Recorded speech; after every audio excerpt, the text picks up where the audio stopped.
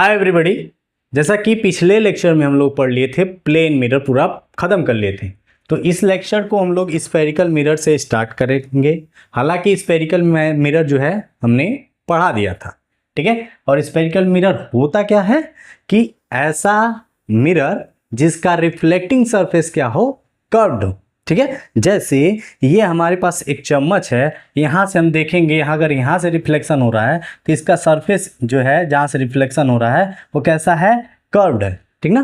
तो ये क्या हो जाएगा, स्फेरिकल मिरर, ठीक है। तो अब हम लोग पढ़ने वाले हैं types of spherical mirror. Types of spherical mirror, तो देखिए स्फेरिकल मिरर जो होता है दो प्रकार का होता है, कॉनकेव मिरर और कॉन्वेक्स मिरर। कॉनकेव मिरर और कॉन्वेक्स मिरर। तो कॉनकेव मिरर क्या होता है, ऐसा स्फेरिकल मिरर जिसका reflecting surface inward curved reflecting surface हो, यानी कि कर्व सरफेस होता है रिफ्लेक्टिंग, लेकिन जिसका रिफ्लेक्टिंग सरफेस जो होगा वो दबा हुआ होगा, ठीक है, अंदर की ओर होगा। किधर की होगा, अंदर की ओर होगा। जैसे मान लेते हैं मेरे पास एक मिरर है ऐसा, ठीक है। इसके बाहर की तरफ क्या होगा, पॉलिश लगा होगा। क्या लगा होगा, पॉलिश लगा होगा, और रिफ्लेक्शन जो होगा अंदर की तरफ से होगा। तो इस मिरर को हम बोलेंगे कॉनकेव मिरर, ठीक है। कॉन्वेक्स क्या होगा, अंदर की तरफ पॉलिश लगा होगा और रिफ्लेक्टिंग सरफेस क्या होगा, बाहर की ओर। The spherical mirror with outward curved reflecting surface, ठीक है। यानी कि ऐसा स्फेरिकल मिरर जिसका रिफ्लेक्टिंग सरफेस किधर हो, बाहर की ओर। किधर की ओर हो, बाहर की ओर। अंदर की तरफ क्या लगा रहेगा, पॉलिश, अब बाहर की तरफ से क्या होगा, रिफ्लेक्शन होगा। बात समझ में आई। एक एग्जाम्पल के तौर पर देखते हैं, ये चम्मच, ठीक है। ये चम्मच है ना, इधर की तरफ एक दबा हुआ है और ये उभरा हुआ है, ठीक है। अगर दबे हुए भाग से रिफ्लेक्शन हो रहा है तो क्या बोलेंगे हम लोग, कॉनकेव मिरर। अगर उभरे हुए भाग से रिफ्लेक्शन हो रहा है तो क्या बोलेंगे, कॉन्वेक्स मिरर, ठीक है। इसको याद रखने के लिए कैसे याद रखेंगे, आप लोग जानते हैं केव मीन्स क्या होता है, गुफा, ठीक ना। तो देखो, तो रिफ्लेक्शन यहाँ गुफा में से हो रहा है। देखो ये अंदर दबा हुआ है ना, तो रिफ्लेक्शन गुफा में से हो रहा है, तो इसको बोलेंगे कॉनकेव। क्या बोलेंगे, कॉनकेव, ठीक है। और कॉन्वेक्स में क्या होगा, अगर रिफ्लेक्शन जो है उभरे हुए भाग से होगा तो उसको क्या बोलेंगे, कॉन्वेक्स मिरर बोलेंगे। क्या बोलेंगे, कॉन्वेक्स मिरर बोलेंगे। तो अब हम लोग स्फेरिकल मिरर से जुड़े कुछ डेफिनेशन हैं उनको देखेंगे। जैसे कि पहला है पोल, ठीक है। अब पोल और खंभा नहीं, पोल क्या होता है कि ये हमारे पास स्फेरिकल मिरर है, ठीक है। ये कौन सा है, कॉनकेव मिरर, और ये हमारे पास क्या है, कॉन्वेक्स मिरर, ठीक है। तो पोल क्या होता है कि इस पोल का जो रिफ्लेक्टिंग सरफेस है उसका मिड पॉइंट क्या कहलाएगा, पोल कहलाएगा। ये जो रिफ्लेक्टिंग सरफेस है उसका मिड पॉइंट जो होगा वो पोल होगा। इसको P से दिखाते हैं, कैपिटल P से दिखाते हैं। और इस मिरर, ये भी स्फेरिकल मिरर है, इसका भी रिफ्लेक्टिंग सरफेस ये है, इसका मिड पॉइंट क्या कहलाएगा, पोल, यानी कि P कहलाएगा, ठीक है। आगे चलते हैं, सेंटर ऑफ कर्वेचर, ठीक है। तो कल हम बताए थे कि जो मिरर होता है वो किसी गोले को काट करके बनाया जाता है। कोई खोखला गोला होता है उसको काट करके बनाया जाता है। मान लेते हैं मेरे पास ये गोला है, खोखला, ठीक है, मतलब गोल नहीं है लेकिन है, ठीक है। इसको हम काटें अगर तो कुछ इस तरह का शेप दिखेगा, ठीक है। अगर इसको काटे तो कुछ ऐसे दिखेगा, ऐसे करके निकलेगा। तो खोखले गोले से काट करके बनाया जा रहा है। मान लेते हैं ये हमारा गोला है, इससे काट करके ये मिरर निकाला गया है, ठीक ना। इस गोले का कोई ना कोई सेंटर होगा, ठीक है। तो जिस गोले से ये काट के बनाया गया है उसी गोले का सेंटर जो है इस मिरर का सेंटर ऑफ कर्वेचर। आई बात समझ में कि ये जो मिरर है जिस गोले से काट करके बनाया गया है उसी का सेंटर इस मिरर का सेंटर ऑफ कर्वेचर होगा, ठीक है। और सेंटर आप लोग जानते हैं कैसे बनाया जाता है, ठीक है। तो इसका सेंटर कुछ ऐसे आप लोग बनाएंगे तो यहाँ जहाँ प्रकार का नोक रहा रहेगा वही आपका सेंटर आएगा। ठीक है। तो सेंटर ऑफ कर्वेचर क्या हो गया कि ये मिरर जो है जिस गोले का पार्ट है उस गोले का ही सेंटर इस मिरर का सेंटर ऑफ कर्वेचर है। ठीक है। तो उसी तरीके से इसका भी सेंटर ऑफ कर्वेचर किधर होगा, इस साइड होगा। ठीक है, यहाँ कहीं पे आएगा। तो इसको दिखाते हैं कैपिटल सी से, कोई दिक्कत नहीं। अब आते हैं रेडियस ऑफ कर्वेचर। अच्छा, रेडियस आप लोग जानते ही होंगे, ये जिस गोले का कटा हुआ है उसका रेडियस क्या होगा, यहाँ से और इसके किसी भी पॉइंट पे मिलाएंगे जो इसकी परिधि है, सरकमफ्रेंस है, तो उस पे क्या होगा, ये इसको मिलाएंगे तो क्या मिलेगा, इसके बीच की दूरी क्या होगा, आर, यानी कि रेडियस। तो इस गोले का रेडियस इस मिरर के रेडियस ऑफ कर्वेचर के मतलब सॉरी इस जिस गोले से कटा है उस गोले का रेडियस इसका रेडियस ऑफ कर्वेचर होगा। तो C से P के बीच की दूरी को हम क्या बोलेंगे, रेडियस ऑफ कर्वेचर, यानी कि कैपिटल R। क्या बोलेंगे, कैपिटल R या स्मॉल r बोल सकते, स्मॉल r लिखिए चाहे कैपिटल R।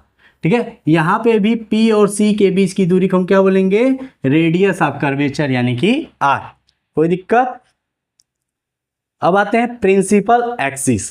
प्रिंसिपल एक्सिस कुछ नहीं है, ये P और C को मिलाने वाली लाइन,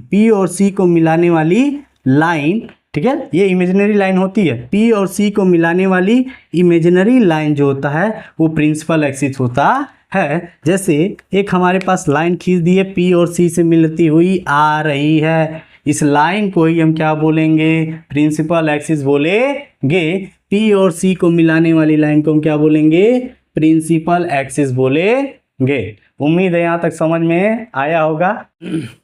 तो अगला डेफिनेशन है अपार्चर। तो अपार्चर क्या होता है, ये हमारे पास एक मिरर है, स्फेरिकल मिरर। ठीक है, ये हमारे पास ये भी क्या है, स्फेरिकल मिरर। ठीक है, ये कॉनकेव है, ये कॉन्वेक्स है।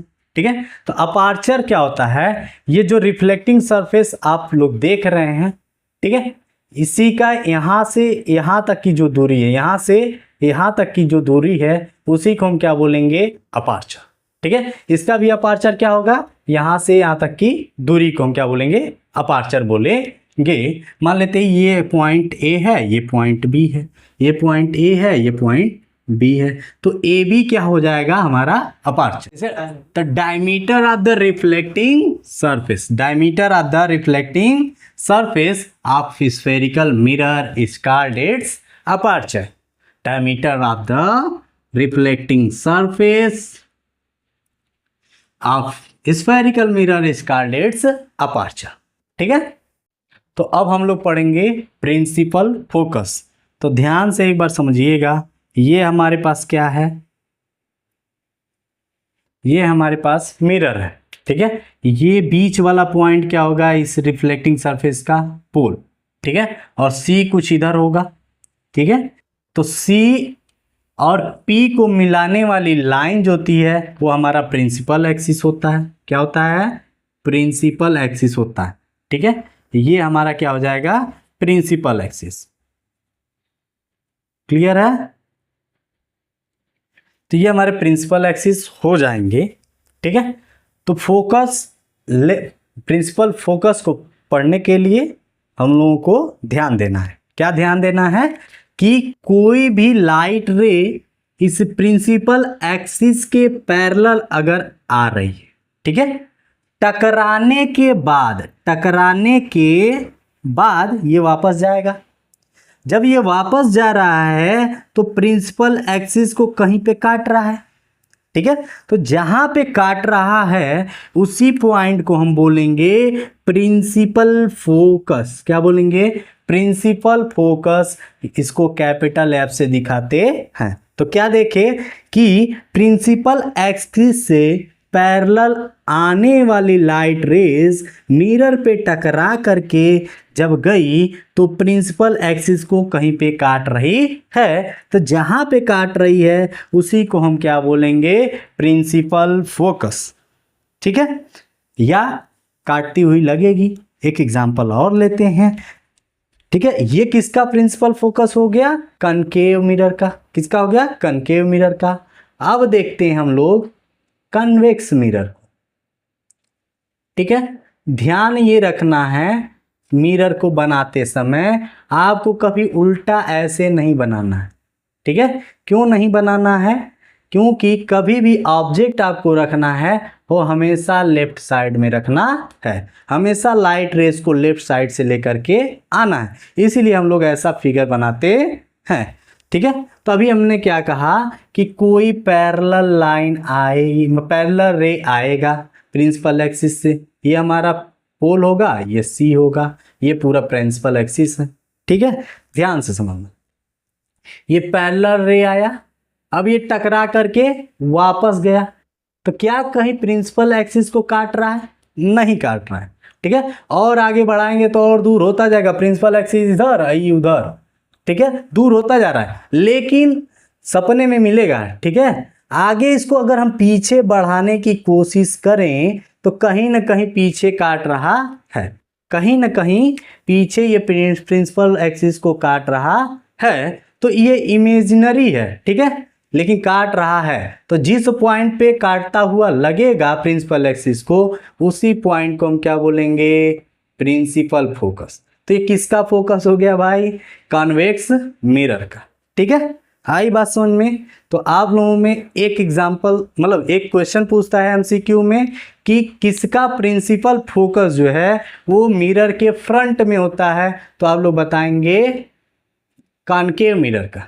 और किसका प्रिंसिपल जो है मिरर के पीछे होता है, प्रिंसिपल फोकस जो है मिरर के पीछे होता है।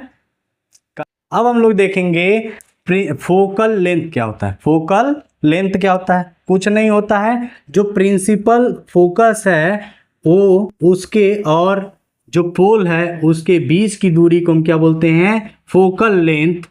ठीक है, इसको स्मॉल एफ से दिखाते हैं। किससे दिखाते हैं? स्मॉल एफ से दिखाते हैं। पोल और प्रिंसिपल फोकस के बीच की दूरी को हम क्या बोलेंगे? स्मॉल एफ, यानी कि फोकल लेंथ बोलेंगे। ठीक है, और सी और पी के बीच की दूरी को हम क्या बोलते हैं? R, radius of curvature. क्या बोलते हैं? आर। सी और पी के बीच की दूरी को हम क्या बोलते हैं? Radius of curvature, R. ठीक है, इन दोनों में रिलेशन होता है, आर और एफ में। कैसा रिलेशन होता है? ये आर जो होता है स्मॉल एफ का 2 गुना होता है। कितना होता है? 2 गुना होता है। R is equal to 2f। ठीक है, आई बात समझ में?